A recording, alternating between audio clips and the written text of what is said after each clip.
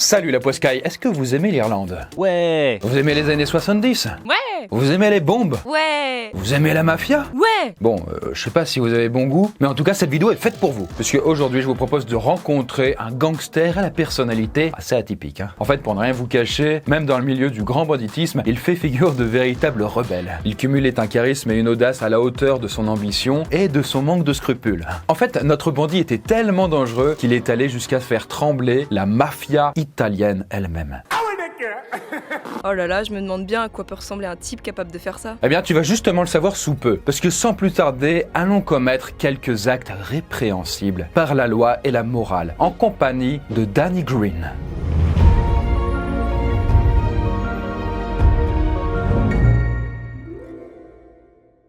Bon, nous allons commencer notre histoire sur le port de Cleveland, une ville du nord des États-Unis, par laquelle pas mal de marchandises transitent et où beaucoup de dockers bossent dans des conditions assez rude. En fait, parmi ces hommes, il y en a un à qui il ne faut vraiment pas chercher les noises. Parce que non seulement c'est le chef du syndicat des dockers, mais en plus, c'est un véritable colosse et un bagarreur hors pair. D'ailleurs, petite parenthèse, mais si vous aimez le montage de cette vidéo et que vous cherchez vous-même un stage en montage, sachez qu'on recrute, j'en parle à la fin de la vidéo.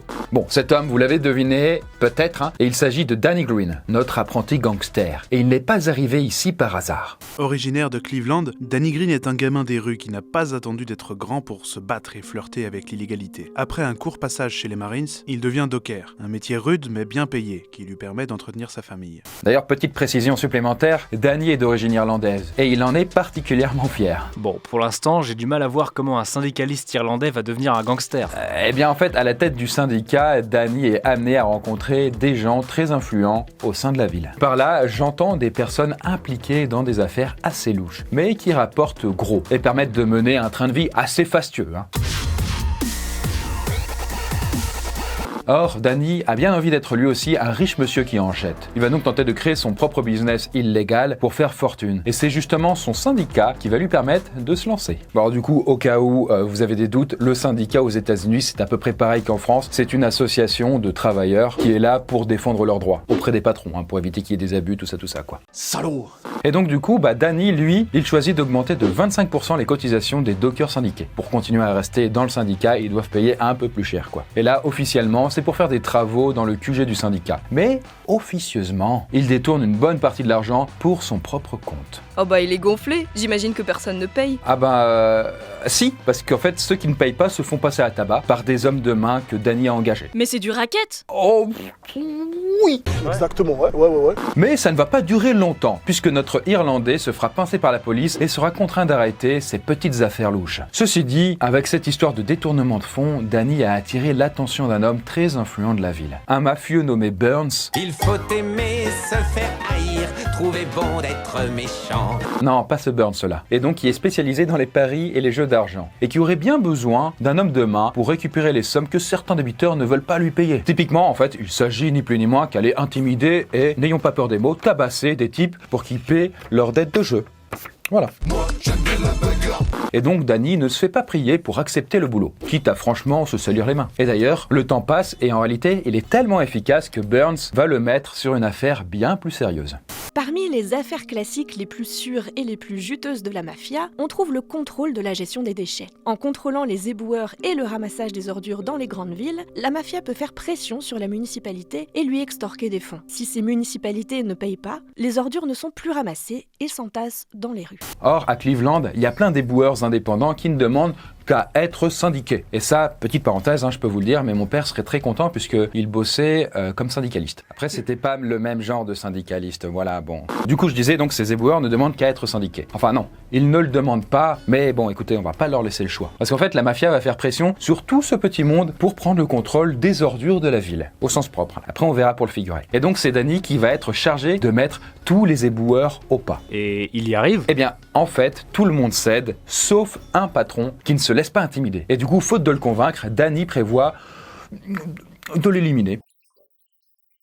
Mais rien ne va se passer comme prévu. En fait, pour faire le coup, Danny recrute Art, un homme avec qui il a déjà travaillé. Mais Art, s'il est toujours chaud pour casser des gueules et des rotules, est moins d'attaque quand il s'agit de tuer d'honnêtes gens de sang-froid. Et donc, Art ne se sent vraiment pas chaud pour ça, et d'ailleurs, il est même prêt à aller dénoncer Danny, et c'est pourquoi il va aller voir les flics et tout leur raconter sur ses affaires louches. Là, inutile de vous dire qu'avec tous ces aveux, la police a de quoi envoyer notre Irlandais au trou pour un bon moment. Du coup, casse-prison pour Danny. Eh bien, presque. En fait, Danny apprend que son complice, Art, donc, l'a trahi, mais qu'il n'a pas signé la déposition qu'il a faite à la police. Ce qui veut dire que son témoignage n'est officiellement pas recevable par la police. Exactement. Et du coup, Danny va proposer à son complice de faire la paix et d'oublier sa trahison à une condition. Art devra remplir sa mission initiale et assassiner le fameux patron récalcitrant. Vous savez, celui qui refusait d'intégrer le syndicat de la mafia. Et du coup, pour ce meurtre, Danny opte pour une arme assez originale. Une bombe. Une mine! Et ça, c'est pratique parce que c'est assez efficace, ça détruit d'éventuelles preuves, ça met le bazar sur les scènes de crime et ça envoie un message assez dissuasif. J'avoue qu'en cas de problème, une bonne petite explosion des familles, ça peut facilement mettre tout le monde d'accord. Toi, t'as bossé avec lui, hein? Tiens, justement, un problème en moins. Une nuit, Danny et Art se rendent devant la maison de l'éboueur récalcitrant, le fameux patron. Art s'occupe de placer une bombe sous la voiture de la cible, tandis que Danny attend dans la voiture avec le détonateur. Seulement, voilà, Danny fera sauter la bombe alors qu'Art, son complice, était justement en train de la poser. Oh mais horrible! Pourquoi faire un truc pareil? En fait, Danny voulait prendre aucun risque. Et du coup, en assassinant Art, il était certain que ce dernier ne changerait pas d'avis et ne serait pas tenté de signer plus tard la déposition qu'il avait laissée à la police, quoi. Mais attends, initialement, il devait assassiner un mec. Or, si j'ai bien compris, la bombe a explosé sous la voiture du gars alors qu'il était pas dedans. Eh bien, c'est bien vu, c'est bien vu. Mais avec sa bombe, Danny espérait intimider les boueurs récalcitrants qui refusaient donc de se soumettre à la mafia. Mais ça n'a pas marché. Même si la voiture du type a explosé, eh bien, il n'a pas cédé, lui. Mais ceci dit, la situation va, comme qui dirait, se régler toute seule. Un jour, alors qu'il fait son jogging, Danny est pris en chasse par une voiture. Le conducteur tente de l'écraser pendant que le passager lui tire dessus. Bien décidé à se défendre, Danny dégaine son pistolet et tire sur ses agresseurs. Il parvient à abattre le tireur, mais le conducteur prend la fuite. Et le tireur n'était autre que le fameux éboueur récalcitrant qui refusait de jouer le jeu de la mafia. Il avait sans doute compris que la bombe devant chez lui, c'était un coup de Danny et il voulait se venger. Quoi qu'il en soit, Danny, notre cher Irlandais, a bien travaillé et la mafia est très contente de lui. Il va d'ailleurs demander à son patron, Burns, celui qui gère du coup les paris illégaux, de lui prêter de l'argent pour monter son propre bar. Bon, là-dessus, Burns acceptera, mais rien ne se passera vraiment comme prévu. En fait, pour le prêt, Burns impose à Danny de travailler avec un associé. Sauf que cet associé se révélera être complètement foireux. Pour vous la faire courte, il utilisera la moitié de la somme prêtée pour racheter un gros stock de cocaïne, qu'il perdra, d'ailleurs en se faisant attraper par la police. Oh merde! Oh, c'est con ça! Bref, la moitié de l'argent disparaît et Danny ne peut rien faire avec ce qui lui reste. Et donc, il va se retrouver sacrément dans la merde, puisque Burns exige le remboursement complet de la somme, avec les intérêts. Oh l'injustice, mais comment il va faire pour s'en tirer? Eh bien, vous commencez à connaître le bonhomme. Il n'est pas du genre à apprécier qu'on le prenne pour un con, quoi. Il va tout simplement entrer en guerre avec la mafia de Cleveland. Ah oui, quand même. Et les hostilités seront spectaculaires. Danny recrute des hommes de main qu'il surnomme ses guerriers celtes. Et il crée sa propre affaire qu'il nommera le Celtic Club. Mais à l'anglais, ça se dit Celtic Club, voilà. Ok. Du coup, voilà, notre Irlandais est plus déter que jamais. Il fera d'ailleurs littéralement exploser son ancien patron, Burns, en pigeant sa bagnole. Oh mon Dieu, Monsieur Burns est mort! Voilà, petit réflexe du passé, j'ai envie de dire. Et d'ailleurs, pas mal d'autres membres de la mafia italienne connaîtront le même sort. Et de son côté, Danny aussi est la cible d'assassinat à la bombe. Mais à chaque fois, comme protégé par sa bonne étoile ou la légendaire chance des Irlandais, il en réchappe. Alors qu'il fait le plein d'essence à une station-service, le pompiste fait remarquer à Danny que des fils étranges dépassent dessous sa voiture. Danny s'aperçoit qu'il s'agit d'une bombe qui n'a pas encore explosé et il la désamorce à temps. Une autre fois, c'est chez lui qu'une bombe est jetée pendant la nuit. La maison est complètement détruite, mais miraculeusement, Danny n'a rien, à part quelques égratignures et une côte cassée. Le pire, c'est qu'après cet attentat, et une fois les gravats de la maison enlevés, Danny s'installera dans un petit mobil-home et s'amusera à boire des bières sur une chaise pliante en faisant bronzette. Ah ouais, la mafia met un contrat sur sa tête, tente plusieurs fois de le tuer, fait exploser sa maison et lui, il s'en fout. Complètement. Notre Irlandais est quand même de plus en plus prudent. En fait, il change de voiture régulièrement et il vérifie toujours qu'il n'y a pas de bombe en dessous. D'ailleurs, en parlant de bombes, plusieurs dizaines vont péter aux quatre coins de la ville. Et ça va péter! Les événements font d'ailleurs la une de plusieurs journaux et l'histoire de Danny, cet Irlandais déter qui tient tête à la mafia, commence à faire le tour des États-Unis. Et ça, pour la mafia, c'est vraiment très mauvais. Parce que, au-delà de leur image, c'est la crédibilité même de l'organisation qui est remise en cause, puisqu'elle ne parvient pas à se débarrasser de ce rival gênant qui est devenu Danny. Parce que oui, en plus de faire partir la mafia de Cleveland en confetti et en morceaux divers de corps, eh bien Danny récupère un par un tous les business des Italiens. Les paris sportifs, la vente d'alcool, la vente de drogue, tout ça, ça lui revient. En plus de ça, le chef de la mafia de Cleveland meurt et son remplaçant, qui manque cruellement de charisme et d'autorité, est incapable de contre-attaquer. Et d'ailleurs, cerise sur le gâteau, Danny s'est allié à un ancien mafieux et ensemble, ils ont pour ambition de prendre le contrôle total de Cleveland. Ah ouais, c'est chaud pour la mafia. Mais au final, qu'est-ce qu'ils en ont à faire de perdre une ville? Cleveland, ça m'a l'air plutôt osef comme patelin.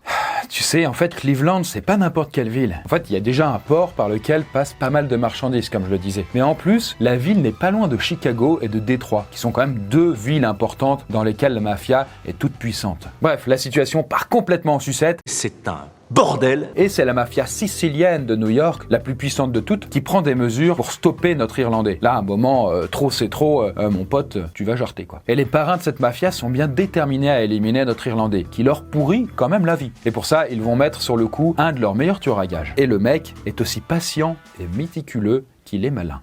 Au lieu d'attaquer frontalement Danny, le tueur l'espionne pendant plusieurs mois et parvient à mettre sur écoute sa ligne téléphonique. Au cours d'une conversation, il va intercepter une information qui lui fournira une occasion en or d'assassiner le redoutable Danny Green. Cette occasion, c'est un rendez-vous chez le dentiste auquel notre Irlandais doit se rendre seul. Il va corrompre le dentiste pour qu'il assassine Danny? Non.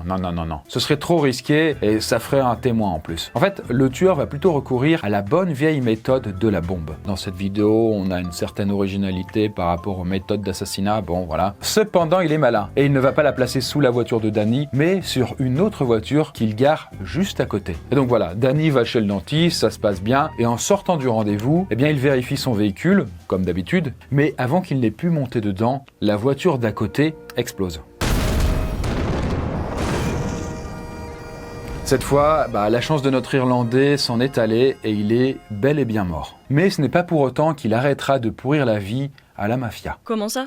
Eh bien, en fait, lors de l'assassinat de Danny, juste après l'explosion, un témoin a vu un homme étrange quitter la scène du crime, au volant d'une voiture. Coup de peau, ce témoin est une dessinatrice qui réalise facilement le portrait détaillé de l'individu suspect. Là-dessus, la police reconnaît sans peine le tueur de la mafia, qui est déjà d'ailleurs connu de leur service. L'homme est arrêté, mais il décide de collaborer en échange de la protection de la police. Et du coup, il va tellement parler et balancer de noms que la mafia de Cleveland sera complètement démantelée. Et donc, finalement, sans même le savoir, c'est en mourant que notre gangster irlandais atteindra son objectif en mettant le coup de grâce à la mafia de Cleveland. Et bien voilà la Poiscaille, j'espère que ça vous a plu. En tout cas, comme je disais au début, si vous êtes à la recherche d'un stage en montage, on recrute avec l'équipe. Vous aurez l'occasion de monter des vidéos de nos chaînes et d'autres trucs du style. Si ça vous intéresse, postulez avec le formulaire en description. Ça se passe sur Lyon. Voilà, sur ce, et bien du coup, on se retrouve dans la prochaine vidéo quant à nous. Ciao, bye bye.